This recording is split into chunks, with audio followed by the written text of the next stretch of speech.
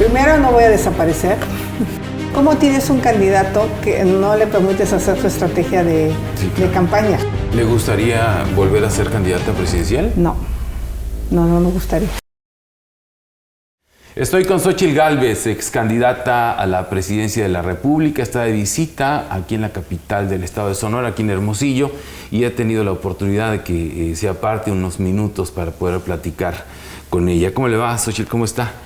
Estoy bien, muchas gracias, y aprovecho la oportunidad para agradecerle a todos los sonorenses, especialmente a las mujeres y hombres de Hermosillo, porque aquí no sabes la buena recepción que tuve en mi campaña electoral. Esa recepción del aeropuerto que se hizo a mi persona de 2 kilómetros, y la gente entusiasmada, las mujeres. Pues mira, yo la tengo en el corazón. Ahora que regresé la recordé, y la sociedad civil se actuó, trabajó, y yo diría que esta campaña fue exitosa gracias a los ciudadanos.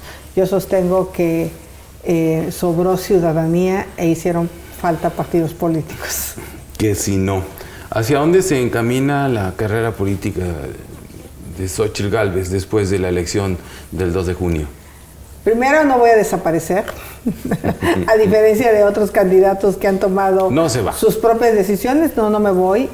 Creo que México necesita de una oposición que sí represente a los mexicanos, que sea una oposición decente, una oposición honesta, una oposición que defienda los intereses de los que no piensan como Morena, porque pues Morena obtuvo un 60% de la votación, pero hay un 40% de mexicanos y otros 30 millones que no votaron por ellos, y ellos asumen que el 100% de los mexicanos aprueban la desaparición del Poder Judicial, aprueban la desaparición de los organismos autónomos. Entonces sí, cero oposición fuerte, seria, y también algo que he recogido de todo este recorrido por el país, porque llevo 17 estados visitados, pues es que los partidos actuales no se sienten representados.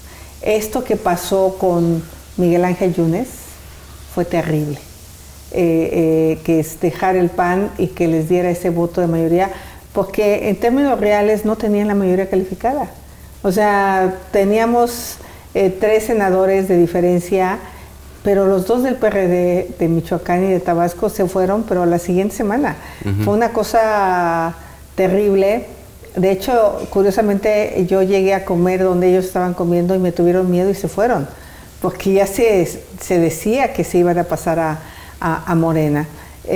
Y después Miguel Ángel Yunes, conocimos el desaguisado ahí en el Senado, sí. El de MC, de Tabasco también, de Campeche, que su papá y que sí estaba detenido. Que sí, le encerraron al papá para hacerle manita de coche. Y ahora Cintia López, la senadora de nosotros en la Ciudad de México, pues acabó por dar el brinco. Entonces, la gente dice, híjole, ¿cómo yo voté por ella y ahora está en Morena? Pues mi voto no era para Morena, y por eso no voté por Morena, porque yo quería una oposición que me representara. Entonces, eso ha perdido pues que los partidos actuales tengan credibilidad, creo yo. Bien, ha hecho usted un resumen muy preciso de lo que pasó después. Lo que sucede ahora, me dice usted, Xóchitl quiere encabezar, me imagino, un movimiento de oposición, intentando hacer un contrapeso a las decisiones que se están tomando hoy desde el oficialismo.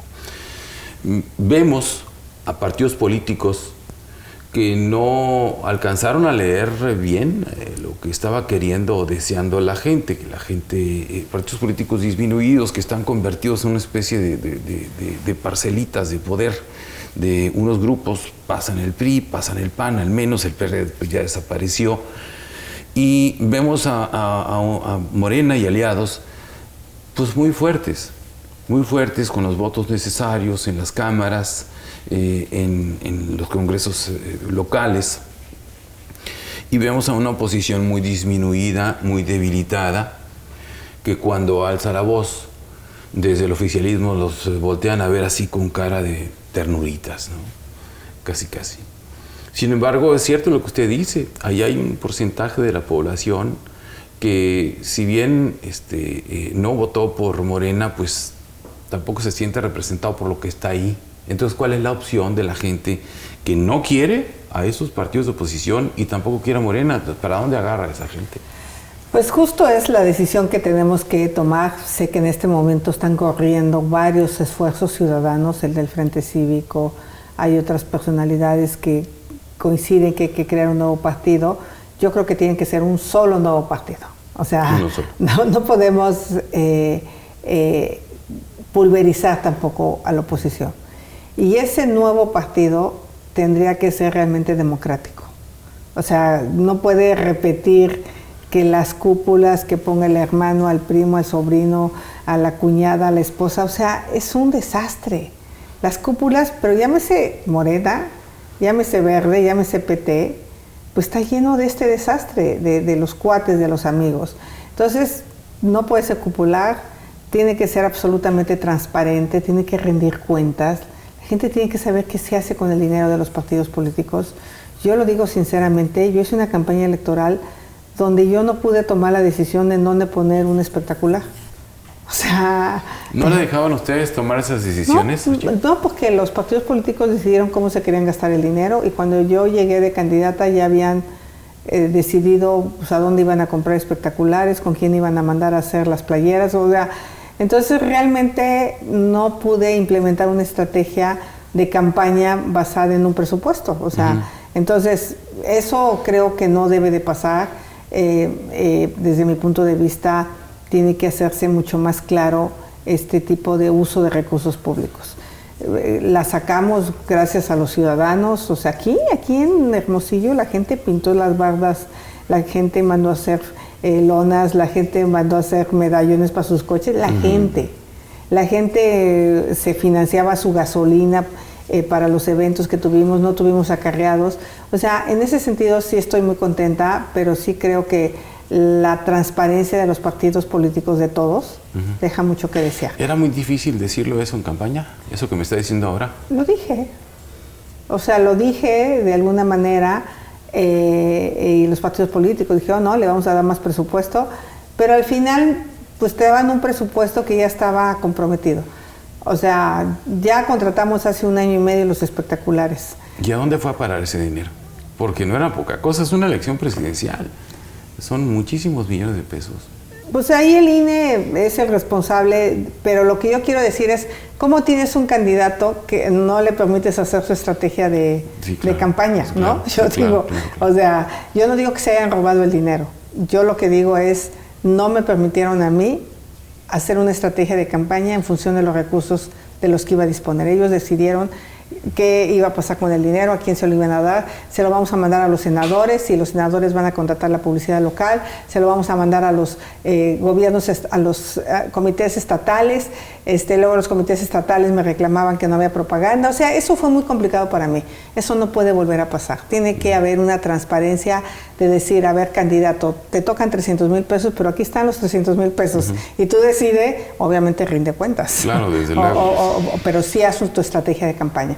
El otro tema que a mí me parece muy delicado y que tendría que ser nuestra meta es que podamos cuidar las 170,000 casillas para el 2027. A nivel nacional solo cubrimos el 40% de casillas. 40%. 40%. No, bueno, yo creo que ahí está. Se puede entender en parte el resultado, ¿no? Por supuesto. Aquellos sabían que obviamente en Hermosillo cubrimos, yo te diría, el 98% de las casillas porque Toño hizo un muy buen trabajo, pero donde probablemente no tuvimos la fuerte presencia, pues en Oaxaca. En Oaxaca llegamos al 10%, y las diferencias de votos es 8-1. O sea, realmente hay casillas zapatos, hay casillas donde nos plancharon votos. ¿Y cómo sales a reclamar si ni siquiera tienes las actas? Si ni siquiera tienen las incidencias de lo que pasó. Estas 15 casillas de Chiapas que el tribunal, que el INE dijo, no, pues sí, efectivamente plancharon boletas. Planchar boletas quiere decir que agarras la boleta, la arrancas, la tachas y la metes sin doblar. Era tanta la prisa que métela. y el INE no las canceló, pero tampoco nosotros las impugnamos porque no teníamos quien las impugnara. ¿Con qué? ¿Con qué? Entonces, se dieron muchas irregularidades que no pueden volver a pasar. Si en un partido político la militancia no es capaz de cuidar las casillas, pues entonces no es una militancia activa. No deberíamos de pagar por cuidar casillas. Tendría que ser un trabajo ciudadano de convencimiento, porque el problema es que si tú le pagas, va a llegar Morena y les va a pagar el doble. Y les va a decir no vayas. Sí, y Morena claro. Tiene todo el dinero del mundo. Entonces todo esto, y realmente el partido político tiene que ser democrático. O sea, los personajes, fue mi caso, que llegué con firmas ciudadanas, que llegué, ya nos hizo la elección en urna, me hubiera encantado que si llegáramos a la urna, pero creo que no puede volver a haber asignaciones de mi hermana, mi sobrina, mi esposa, que el presidente del partido sea el uno de la pluri federal. O sea, todo esto que fue tan criticado, eso es para mí lo que tiene que pasar. Un partido que sea disruptivo, que sea innovador, que sea patriota, que sea incluyente, que sea alegre. ¿Le gustaría volver a ser candidata presidencial? No me gustaría. Realmente... Digo, ya con otras condiciones, porque estas no fueron las mejores. No. A ver, yo ya fui, no estoy enojada, no estoy frustrada, no tengo una depresión crónica, porque tengo vida después de ser candidata. Soy una ingeniera capaz de desarrollar un proyecto importante de su vida, pero sí me encantaría que ese camino empedrado que yo encontré, pudiéramos empezar solo a pavimentar al candidato presidencial de 2030. Sí me encantaría que esa persona que venga a tomar la estafeta de este frente opositor que creáramos desde la sociedad civil, desde los partidos políticos, no tuviera que enfrentar el que no tenga representantes de casilla, el que no tenga un presupuesto para su campaña electoral, que tenga malos candidatos a diputados locales, federales, ¿no? Que desde ahora empecemos a construir un camino distinto. Eso es lo que a mí me gustaría. ¿Y en qué va ese trabajo? Digo, porque mientras yo veo un esfuerzo, desde luego lo he visto aquí, perdón que le interrumpí, me iba a contestar. Mientras ese esfuerzo se hace, que yo sé que existe porque lo hemos visto, pues no sé cuántas veces, ya perdí la cuenta de cuántas veces se ha reformado la Constitución, por ejemplo. No, bueno, están destruyendo al país, no hay duda. Y me da mucha pena porque se aprovechan de una legítima necesidad de muchos mexicanos. La manera que ellos le han hecho creer a la gente que el programa social existe porque ellos existen y que si no votan por ellos ese programa social desaparece. Algo que deberíamos de plantear, por ejemplo, es que los programas sociales ya están en la Constitución. No tendrían que ser vistos como programas sociales, tendrían que ser vistos como un derecho y pues no sé, alguna institución autónoma los debería de entregar para que Morena no se lo acredite a través de los servidores de la nación. O sea, eso es absolutamente inmoral, lo que Morena ha hecho con los pobladores, aprovechándose de su necesidad, aprovechándose de que efectivamente viven en la pobreza, pero por otro lado reduce el presupuesto de salud. Por otro lado, reduce el presupuesto de educación, reduce el presupuesto del campo, porque no quiere que la gente sea autosuficiente, porque entonces ya no dependen del programa social. Pareciera que hay una apuesta de gástate el dinero en medicinas, gástate el dinero en la educación de tus hijos, y al final no resolvemos el tema de la pobreza, porque el tema de la pobreza se resuelve de fondo con crecimiento económico, con generación de empleos bien pagados, cosa que no está sucediendo en el país, pero ese despertar va a ser muy duro para muchos mexicanos. Yo escucho personas que dicen, es que a mí ningún gobierno me había dado esto que me está dando ahora este gobierno. ¿Qué se hace contra eso? Va a ser necesario mucho trabajo porque mira, es probable que ningún gobierno le había dado, pero sí, por ejemplo en mi caso, que yo vengo de una zona rural marginada, el hecho de que hubiera acceso a la educación superior como yo tuve acceso a la UNAM, pues obviamente cambió de fondo mi vida. ¿De qué deberíamos estar planteando? Pues que crezca la matrícula de la Universidad de Sonora, que crezca la matrícula de la UNAM, del POLI, del TEC, que vengan inversiones del nearshoring que le genere a las personas empleos bien pagados. Un empleo bien pagado estamos hablando de 60, 80 mil pesos. Eso es muy superior a lo que te dan de un programa social. Esa debería de ser la apuesta de fondo para todos los mexicanos. El aspirar a estudiar, el aspirar a tener un buen empleo, pero nos quieren matar ese sueño. No, tú confórmate con esto. Tú no puedes aspirar a más porque está mal visto que seas aspiracionista. Yo sí creo que la gente tiene que volver ya tienes el programa social, ya olvídate, ya no te lo van a quitar nadie, ni ningún gobierno, ese es tu derecho. Pero de aquí, tú necesitas que tus hijos tengan una casa.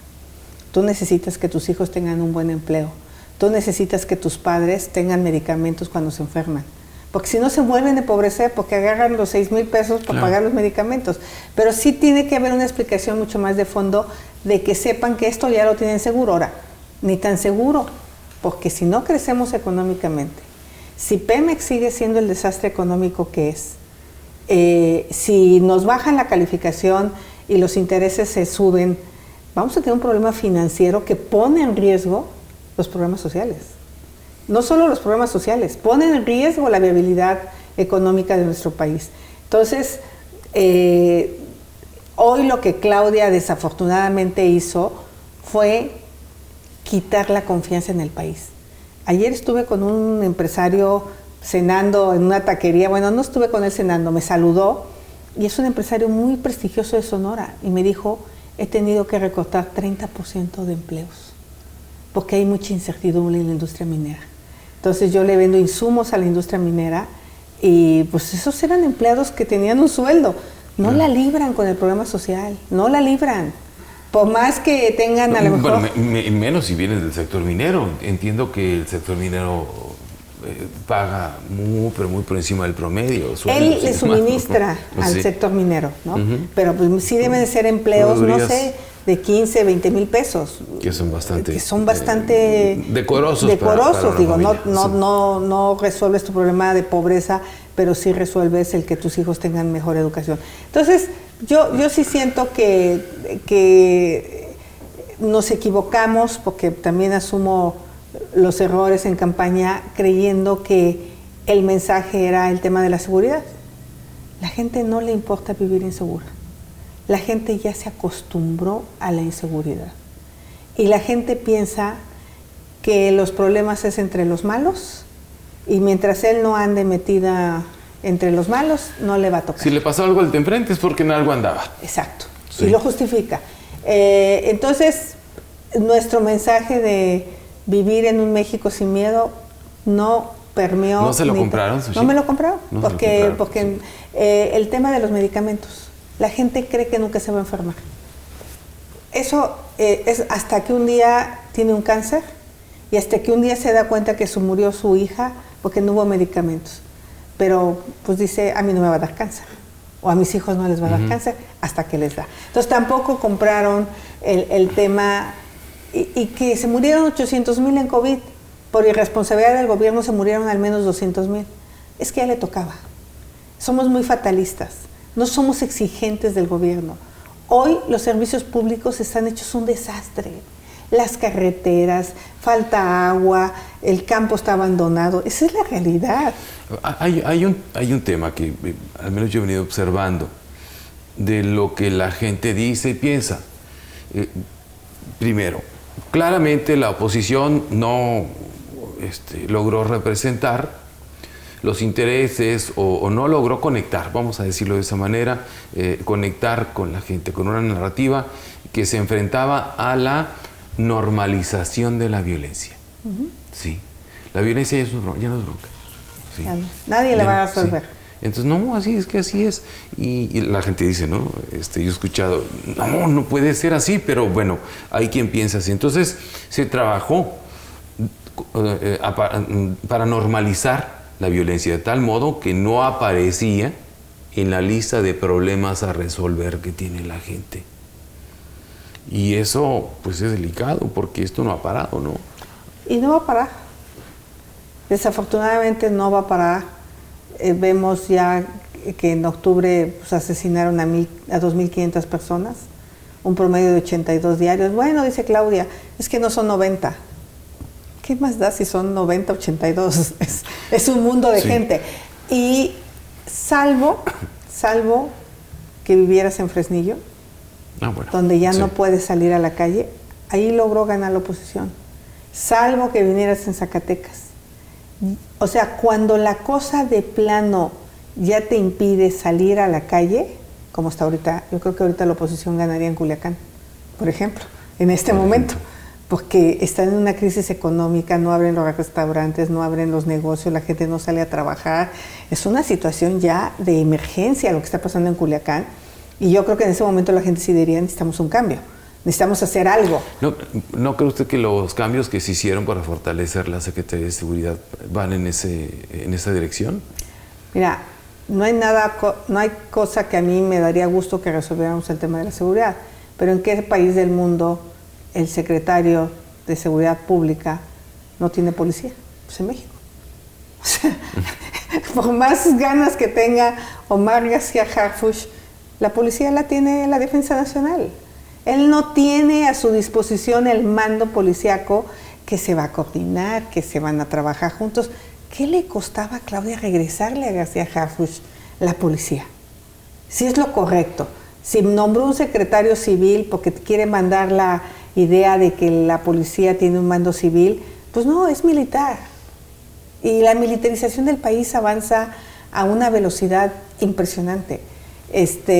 Y los militares el día 1 del gobierno de Claudia mataron a 5 migrantes porque no están preparados para hacer labores policíacas. Entonces, yo nomás digo, ¿qué policía del mundo no tiene el mando de la policía? Bueno, aprovechando. Pero lo otro está bien, que haga inteligencia, que trabaje, o sea, es que deseable. tenga facultades de investigar y de inteligencia. Pero no tiene policía. Oiga, en otro tema, se habla mucho de la influencia todavía muy fuerte en Palacio Nacional del expresidente López Obrador. ¿Usted qué opina al respecto? ¿O qué ve? Pues ¿Usted mira, anda ya más cerquita? A mí me da mucha pena porque las mujeres no llegamos para eso. Y a mí Claudia me quiso decir que Fox me mandaba. Y la mandé al diablo en el debate. Y le dije, a mí ningún hombre me manda, porque Fox hacía declaraciones que me las endosaban a mí, sí. ¿no? Yo tengo ahí una entrevista anterior que le hice a usted, que me decía, estábamos riéndonos porque decía usted, ya que le quiten el Twitter a Fox, me decía usted. No, exacto, sí. ¿No? Porque Fox, pues ya a sus 82 años, 84, por cierto, pues ya no, ya de repente, no sé si se echaba su cigarro de mota o no, pero ponía cada cosa en Twitter. En un descuido, y sí. En un descuido. La verdad de las cosas es que hay 2 mensajes en los que yo sí puedo creer, y no es que la descalifique a ella, porque sería muy penoso, pero ella cuando llega dice una cosa muy clara: tenemos que analizar con calma el tema de la reforma al Poder Judicial, ¿no? Como diciendo, la voy a enfriar, porque sabía que los mercados se le iban a poner nerviosos. O sea, lo intentó. Lo intentó, lo declaró, así. Sí. Pues al día siguiente... ¿Lo desintentó? No, el cuate López Obrador dijo, la reforma judicial va. Entonces, yo sí creo y estoy ya segura, porque ahora sí que ustedes tendrían que reportear lo que pasó en el Senado. Yo tengo mis orejas en el Senado todavía, muchos amigos. Cuénteme. No hay duda que la candidata de Claudia no era Rosario Piedra. Ya lo tenemos clarísimo. Era Nacheli. Y muchos voceros del régimen de Claudia hablaban de Nacheli. Yo no puedo creer que hubieran simulado una evaluación sabiendo que iba a reprobar Rosario. Si ya era la candidata de Claudia, Rosario le iba a decir, pues cuídenla, simulen, no la entrevisten, no la hagan quedar en ridículo, hagan las entrevistas en privado. No. Corral sale y dice que es la peor evaluada, y otros senadores la reprueban, porque ellos la reprobaron. Nadie más la reprobó más que la mayoría de Morena. Saca 1 y la otra saca 15 puntos. Se ve que les dan el manotazo, y me parece que el que opera, y lo digo con toda responsabilidad, es Esquer, el que fue secretario del presidente. Yo cuando vi que estaban votando enfrente de Esquer y de las 2 secretarias ahí en la mesa, ¿no? Y los hacían tachar a la vista del público, pues es obvio que Claudia dobló las manos y aceptó que fuera Piedra, y no le quedó de otra, tampoco se opuso a la instrucción, pero la decisión la tomó su antecesor, o sea, y la operó.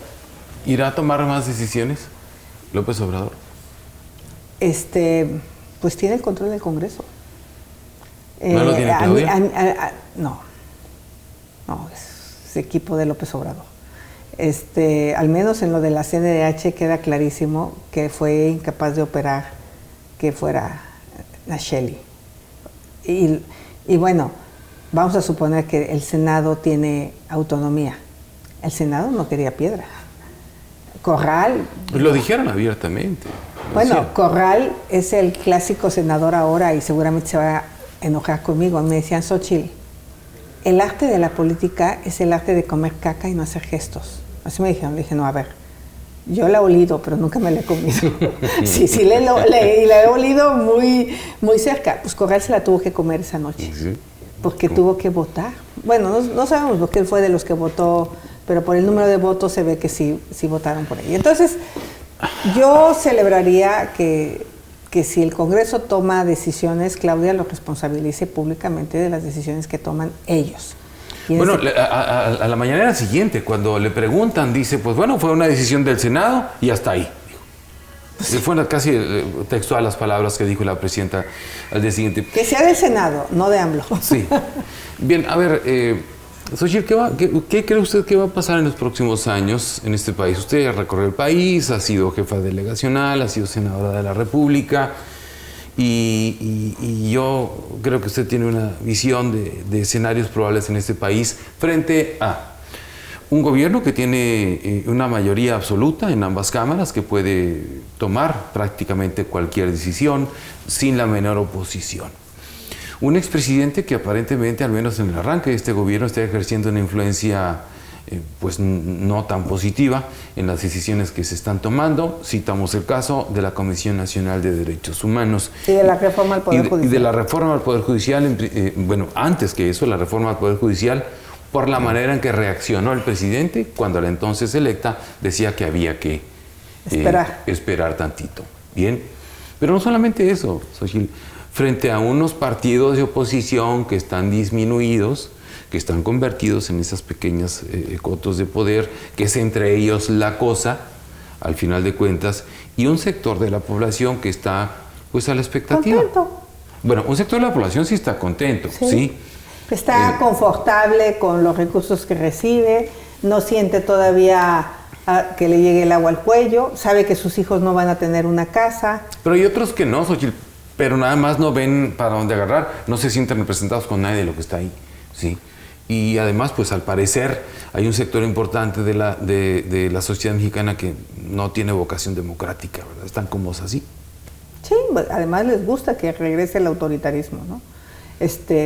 Yo creo que nos duraron 20 años la ventana democrática, no más, y hoy tenemos un retroceso al PRI de los 70, y eso sí es bien importante que a la gente le quede claro. No se emocionen que Morena representa algo nuevo, no.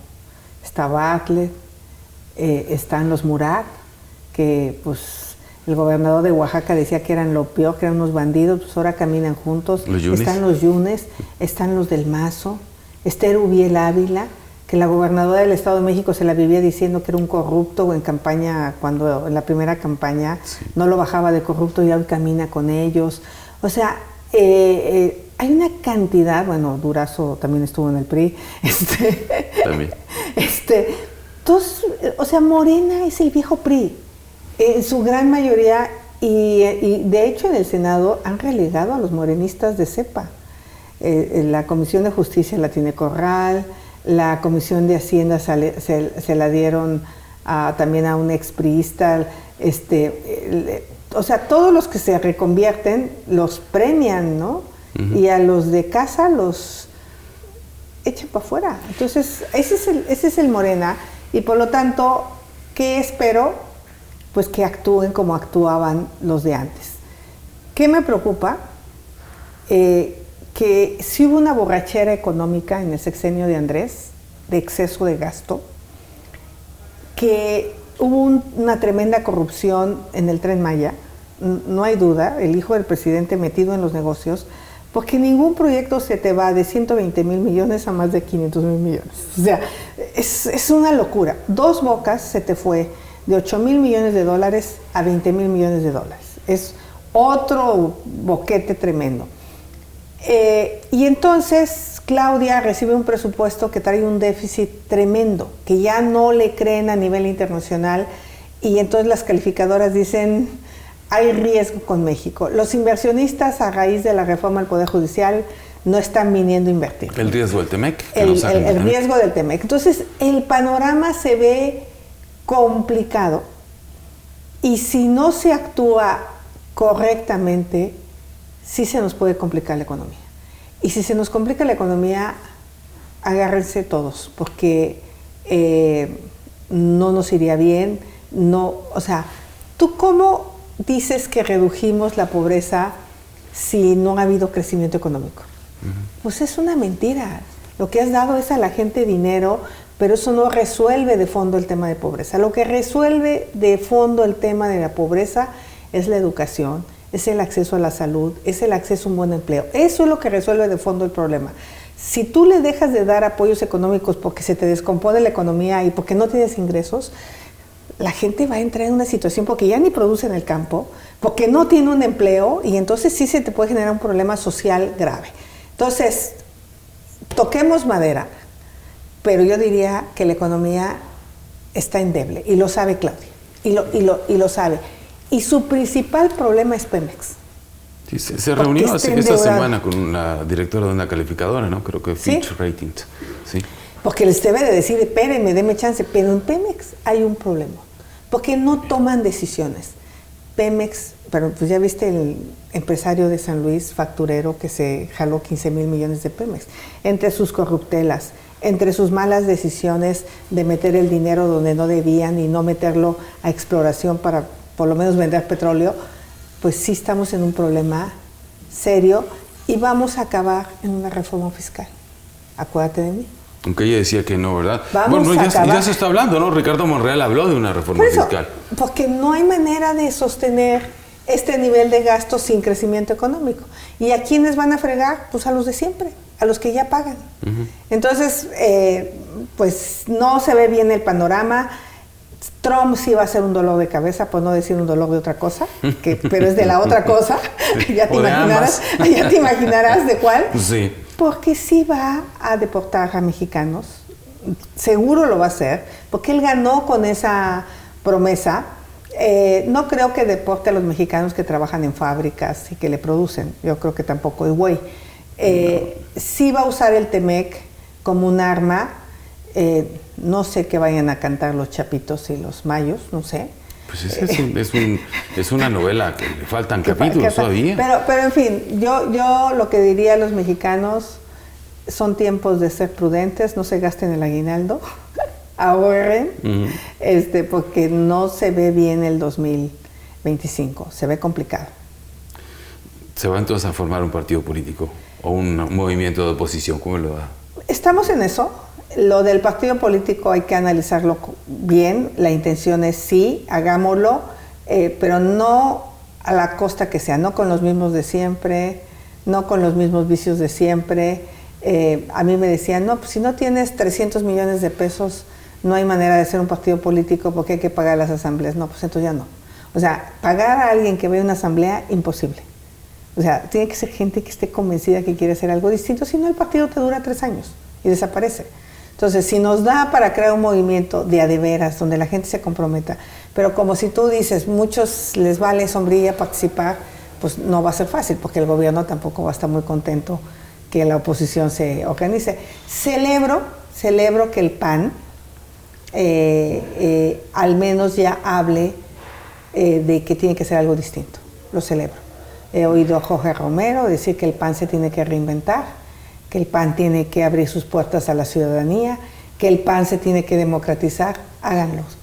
Panistas, háganlo. Presionen al PAN, porque ese PAN de cúpulas, ese PAN de cuates, ese PAN que no es democrático, pues su destino es poco promisorio. Y el PRI, pues yo ahí mejor no hablo mucho, porque ya eligieron a su dirigencia, hay muchos priistas desencantados, pero aún así insistan en que en el PRI pasen cosas. Yo creo que los partidos de oposición son necesarios.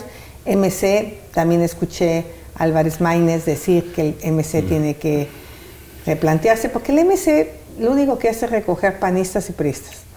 O sea, no es cierto que representen algo nuevo.